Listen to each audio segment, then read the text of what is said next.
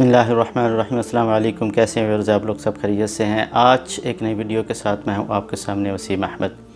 آج کی ہماری جو ویڈیو کا ٹاپک ہے وہ ہے دجال اور دجال کا فتنہ، اور اس فتنے سے بچنے کے لیے ہمیں کن چیزوں پہ عمل کرنا چاہیے، اور نبی پاک صلی اللہ علیہ وسلم کی حدیث کے مطابق کس قرآن پاک کی آیت کو ہمیں پڑھتے رہنا چاہیے تاکہ ہم اس کے فتنے سے بچ سکیں۔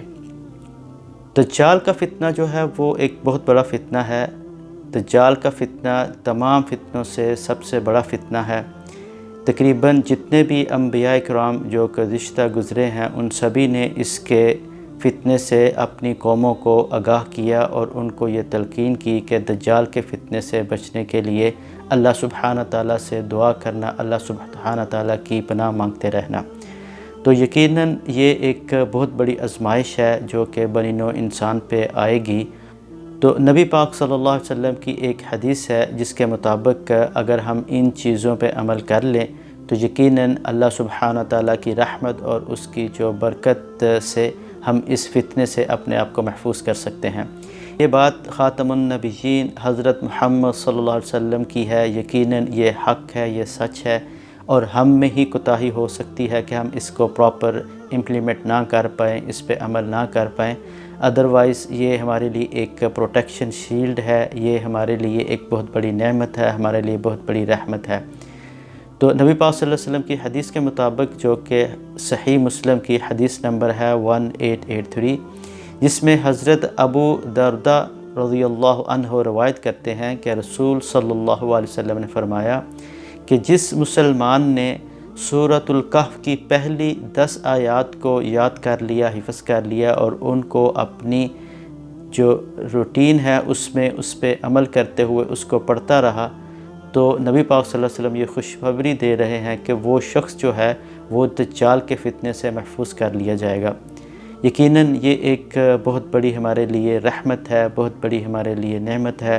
سورۃ الکہف کی اور بھی بہت سی برکتیں ہیں، بہت سی اس کی فضائل ہیں، تو ون آف them یہ بھی اس کی ایک فضیلت ہے کہ جو شخص، جو مسلمان اس کی پہلی 10 آیات کو یاد کر لیتا ہے اور اس کو یاد کرتا رہتا ہے، اس کا ورد کرتا رہتا ہے، اس کو پڑھتا رہتا ہے، تو یقیناً وہ دجال جیسے فتنے سے بھی اپنے آپ کو محفوظ کر لے گا۔ دجال کا فتنہ بہت خطرناک فتنہ ہے، وہ کہ مسلمانوں کے لیے ایک بہت بڑی آزمائش ہوگی۔ آپ ان آیات کو آسانی سے قرآن پاک اوپن کر کے یہ 10 آیات کو بار بار پڑھیں تو انشاءاللہ آپ کو یاد ہو جائیں گی۔ کوشش کریں اس کا ترجمہ بھی پڑھیں تاکہ آپ کے جو ذہن میں ہے اس کا مفہوم بھی بیٹھ جائے، اور آپ کے جو دل اور دماغ میں یہ چیز شامل ہو جب آپ اس کی تلاوت کر رہے ہوں کہ یہ ہم اللہ سبحانہ تعالیٰ کے ساتھ کس چیز کا ذکر کر رہے ہیں۔ اس فتنے سے بچنے کے لیے ہمیں آج سے ہی اس پہ عمل کرنا شروع کر دینا چاہیے، اور یہ جو چھوٹی چھوٹی 10 آیات ہیں اس کو یاد کرنے کی کوشش کریں۔ اور میں نے کوشش کی ہے کہ میں اس 10 آیات کو ایک اچھے انداز میں آپ کے سامنے تلاوت کروں، تاکہ آپ اگر اس کو بار بار سنیں گے تو ڈیفینیٹلی یہ بھی ایک ایزی وے ہے کہ آپ کے ذہن میں ان آیات کی جو میمورائزیشن ہے وہ ایزیلی ہو جائے گی، آپ کو یہ آیات یاد ہو جائیں گی، تو آپ اس کو ڈیلی اذکار میں شامل کریں، اس کو پڑھتے رہیں۔ تو اللہ سبحانہ تعالیٰ آپ کو اپنے حفظ و امان میں رکھے، آپ ان پہ عمل کرتے رہیں اور اس کی برکات جو ہے وہ ضرور حاصل کریں۔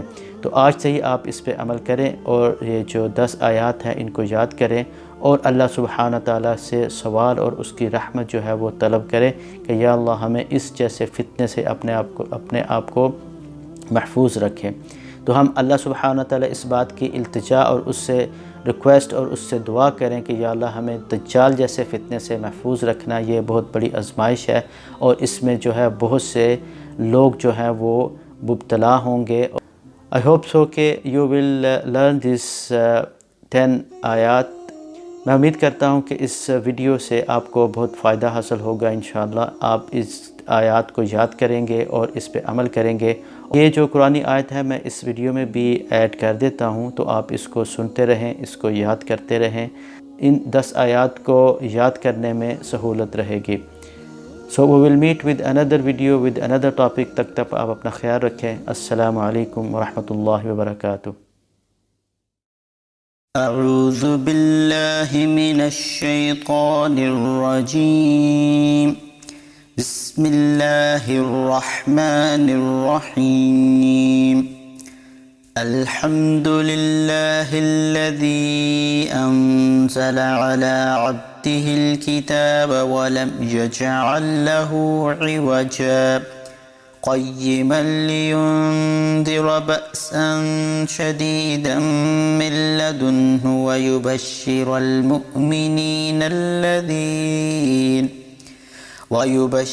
المؤمنين الذين يعملون الصالحات أن لهم أجرا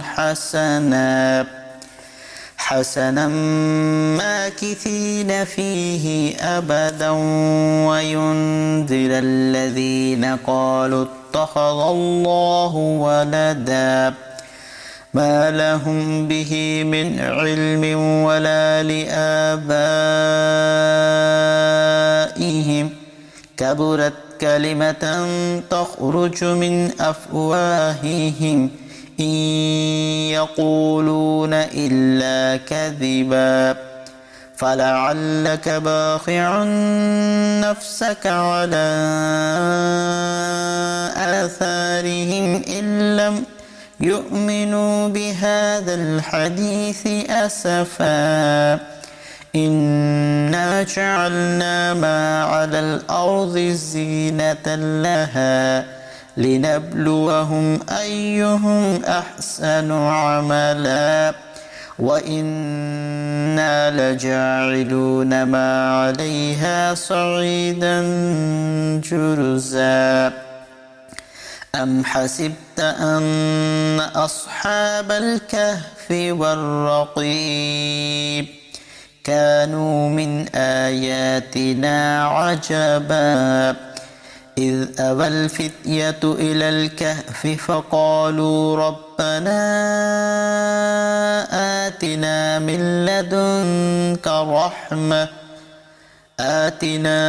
لدنك رحمة وهيئ لنا من أمرنا رشدا